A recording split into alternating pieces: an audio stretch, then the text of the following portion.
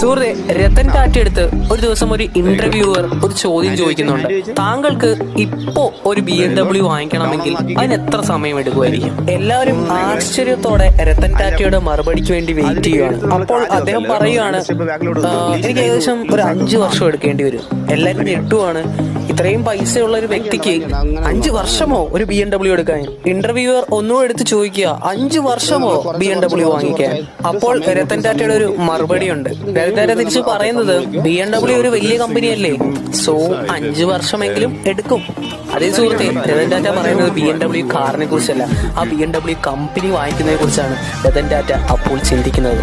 സുഹൃത്ത്, നമ്മൾ ചെയ്യുന്ന പ്രവർത്തികൾ മാത്രം കൊണ്ടായില്ല, നമ്മുടെ ചിന്താഗതി ഉയരത്തിലാണെങ്കിൽ മാത്രമേ നമുക്ക് വലിയ നിലയിൽ എത്താൻ സാധിക്കൂ. സോ ഒന്നേ പറയാനുള്ളൂ, തിങ്ക് ബിഗ്, ഡു ബിഗ്.